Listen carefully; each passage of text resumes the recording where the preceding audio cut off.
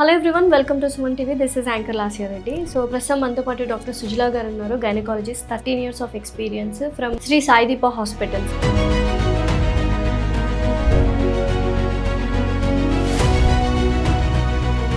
Especially చందానగర్లో ఉంది and ఎందుకు ఇంత తక్కువ కాలంలోనే చాలా ఫేమస్ అయిపోయింది హాస్పిటల్, వాటి గురించి కూడా తెలుసుకుందాం. నమస్కారం. నమస్తే. సాయిదీప హాస్పిటల్స్ చాలా తక్కువ టైంలో బాగా ఫేమస్ అయిపోయింది అండ్ చాలా మంది అంటే పేషెంట్స్ ఫ్లో అనేది ఎక్కువగా పెరిగింది అండ్ మంచి టాక్ అయితే వినిపిస్తుంది. దానికి రీజన్ ఏంటి? You being working here as a gynaecologist.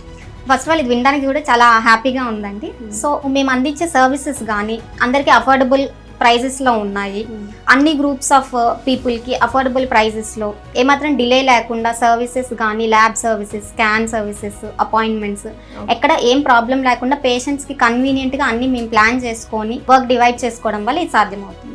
And యూజువల్గా పెద్ద పెద్ద కార్పొరేట్ హాస్పిటల్స్కి వెళ్ళడానికి కొంచెం జంకుతూ ఉంటారు. అలాంటి వాళ్ళకి this is the best hospital అనిపిస్తుంది. అంటే క్వాలిటీ వైజ్ కాంప్రమైజ్ అవ్వట్లేదు అండ్ ట్రీట్మెంట్ ఎక్కడ అంటే అడ్వాన్స్డ్ ట్రీట్మెంట్సే ఇస్తున్నారు అండ్ వెరీ అఫోర్డబుల్గా ఉంది. సో పేషెంట్స్ ఫీడ్బ్యాక్ ఏమని ఇస్తున్నారు ఏంటి? పేషెంట్స్ ఫీడ్బ్యాక్ చాలా బాగుందండి. సో మనకేమంటే కార్పొరేట్ హాస్పిటల్స్కి ఏమాత్రం తీసుకోకుండా లేజర్ సర్వీసెస్, అడ్వాన్స్డ్ అన్ని రకాల సర్వీసెస్, అన్ని సర్జరీస్ మన దగ్గర అందుబాటు ధరలకే ఉన్నాయి. సో పేషెంట్స్ కూడా ఎక్కడ కూడా నెగిటివ్ ఫీడ్బ్యాక్ అనేది లేదు.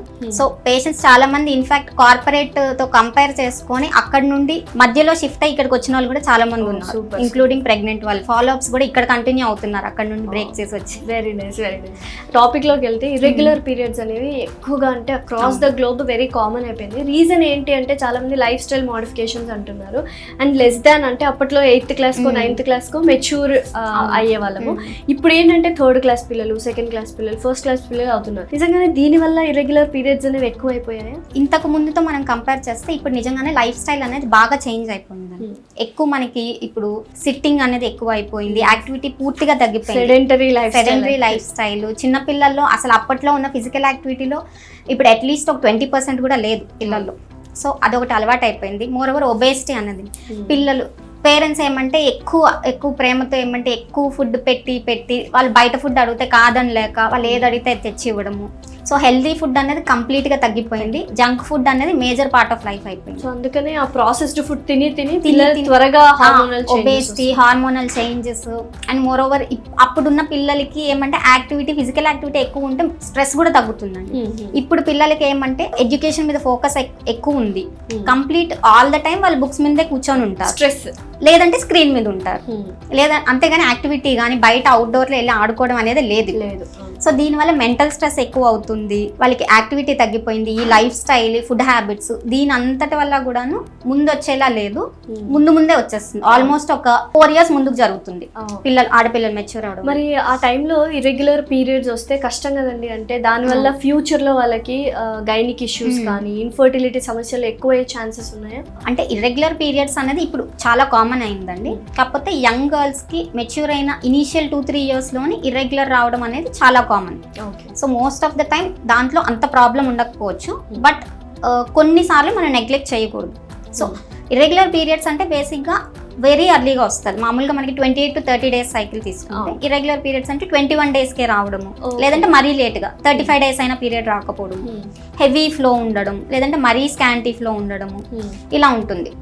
సో ఎప్పుడు సీరియస్గా తీసుకోవాలి అంటే మనం ఇర్రెగ్యులర్ పీరియడ్స్ అంటే 3 months అయినా పీరియడ్ రావట్లేదు, ఎక్కువ వెయిట్ గెయిన్ అయిపోతున్నారు, లేదంటే ఎక్కువ వెయిట్ లాస్ అవుతున్నారు, తర్వాత ఫేస్ మీద అంతా ఎక్కువ అన్వాంటెడ్ హెయిర్ ఫామ్ అవుతుంది, పీరియడ్స్ అప్పుడు హెవీ బ్లీడింగ్, అలాగే సివియర్ పెయిన్ ఉండడం, ఇలాంటివన్నీ ఉన్నప్పుడు మాత్రం నెగ్లెక్ట్ చేయకూడదండి. ఎంత పీరియడ్ ఆఫ్ టైం అంటే 3 months ఒకసారి పీరియడ్స్ వచ్చిన తర్వాత అలాగా 1 year 2 years అయినా నెగ్లెక్ట్ చేస్తూ ఉంటారు. సో అది ఆ టైం పీరియడ్ ఎంత వరకు మనం నెగ్లెక్ట్ చేయొచ్చు? అసలు నెగ్లెక్ట్ చేయకూడదు, బట్ ఎంత వరకు మనం నెట్టుకుంటూ రావచ్చు? సో ఇర్రెగ్యులర్ పీరియడ్స్ ఎప్పుడైనా వన్స్ ఇన్ అ టైం, ఎప్పుడైనా ఒక 10 days అలా స్కిప్ అవుతే నాట్ అ ప్రాబ్లం అండి.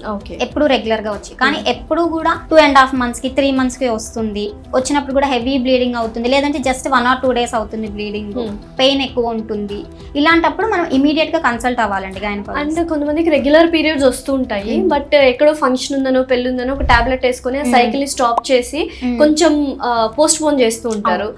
అలాంటి వాళ్ళకి మళ్ళీ ఇర్రెగ్యులర్ పీరియడ్స్ వచ్చే అవకాశాలు ఉన్నాయా? గైనిక్ ఇష్యూస్ ఏమైనా వస్తాయా ఏంటి? సో ఎప్పుడైనా ఒకసారి అలా వేయడం వల్ల దానివల్ల ఒక సైకిల్ డిస్టర్బ్ అవ్వచ్చు అండి, దానివల్ల ఇర్రెగ్యులర్ పీరియడ్స్ ఏమీ రావు. కానీ ఫ్రీక్వెంట్గా ఇలా టాబ్లెట్స్ వాడుతూ ఉన్నారంటే ఖచ్చితంగా ఆ హార్మోనల్ సైకిల్ అనేది డిస్టర్బ్ అవుతుంది. సో అది మాత్రం అలవాటు చేసుకోకూడదు.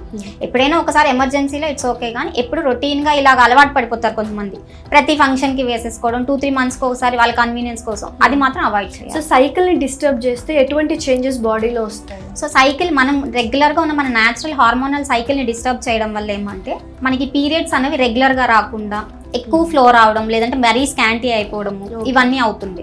దీంతో పాటు మనకి ఈ లైఫ్ స్టైల్ అనేది మాడిఫై చేయకపోతే ఎక్కువ వెయిట్ గెయిన్ అలా అయ్యే కొద్దీ ఏమవుతుందంటే ఫ్యూచర్లో కూడా దీనివల్ల ప్రాబ్లమ్స్ వస్తుంది. నిజంగానే ఈ ఇర్రెగ్యులర్ ప్రాబ్లమ్స్ PCOS, PCOD మాట్లాడుకుంటూ ఉన్నాం కదా, ఇలా వచ్చిన వాళ్ళకి ఫర్టిలిటీ ఇష్యూస్, ఇన్ఫర్టైలిటీ అనేది ఎక్కువ ఉండే ఛాన్సెస్ ఉంటాయా? దానివల్ల మెయిన్ రీజన్ ఇప్పుడు ఫర్టిలిటీ సెంటర్స్ ఎక్కువ అయిపోవడానికి కారణం?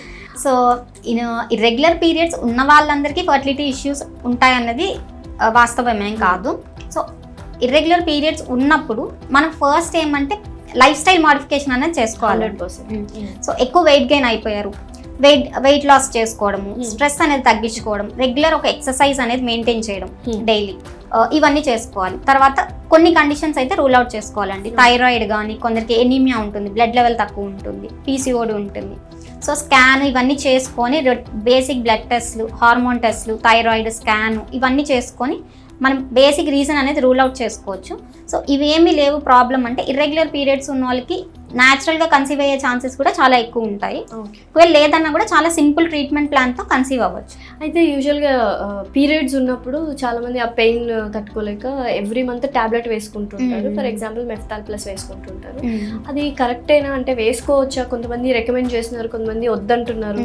అంటే మరీ ఎక్కువ పెయిన్ మనం సఫర్ అయ్యే బదులు అది వేసేసుకుంటే బెటర్ అని కొంతమంది ఫీల్ అవుతున్నారు. ఏంటి అసలు? సో పీరియడ్స్లో పెయిన్ అనేది చాలా కామన్గా చాలా మందికి ఉంటుందని, కాకపోతే మనం ముందు కాజ్ అనేది ఫైండ్ అవుట్ చేయాలి. సో ముందు మీరు ప్రతిసారి ఎప్పుడైనా కొంచెం మినిమల్ పెయిన్ అనేది కామన్గా వస్తుంది.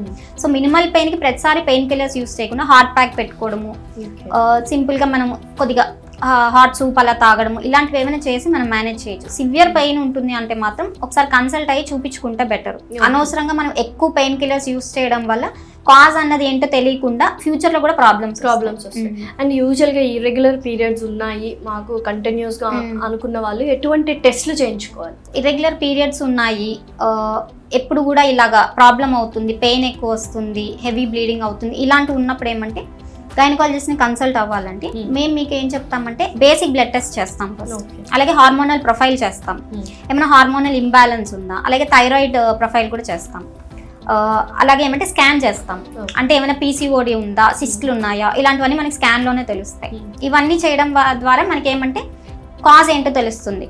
సో మెయిన్ కాజ్ ఏంటి ఇర్రెగ్యులర్ పీరియడ్స్ కానీ కాజ్ తెలిసి దానికి తగ్గట్టు ట్రీట్మెంట్ ఇవ్వడానికి ఉంటుంది. ఈ ప్రోగ్రామ్ చాలా మంది లేడీస్ చూస్తుంటారు, వాళ్ళకి మీరు ఇచ్చే సలహా ఏంటి? సో ఇలా ఇర్రెగ్యులర్ పీరియడ్స్ ఉన్నది ఎప్పుడు కూడా పీరియడ్ డిలే అవుతుంది లేదంటే హెవీ బ్లీడింగ్ అవుతుంది అన్నప్పుడు నెగ్లెక్ట్ చేయొద్దండి. ఫస్ట్ నేను అదే సలహా ఇస్తాను ఎవరికైనా కానీ. ఇమీడియట్గా డాక్టర్ దగ్గరికి వెళ్ళడం బెస్ట్. సో మీకు ప్రాబ్లం అవుతుంది, రెగ్యులర్గా 3 months అయినా 2.5 months 4 months అయినా పీరియడ్ రావట్లేదు, హెవీ బ్లీడింగ్ అవుతుంది అంటే నెగ్లెక్ట్ చేయొద్దు, ఇంట్లో ఉండొద్దు, మీరు మీ గైనకాలజిస్ట్ దగ్గరికి వెళ్ళి కన్సల్ట్ అవ్వండి. సో అర్లీగా కన్సల్ట్ అవుతే మనం కాజ్ అనేది ఫైండ్ అవుట్ చేస్తే లాంగ్ టర్మ్ కాంప్లికేషన్స్ కూడా అవాయిడ్ చేయొచ్చు, ఇమీడియట్గా ట్రీట్మెంట్ అనేది స్టార్ట్ చేసి. Okay, thank you so much. Thank you.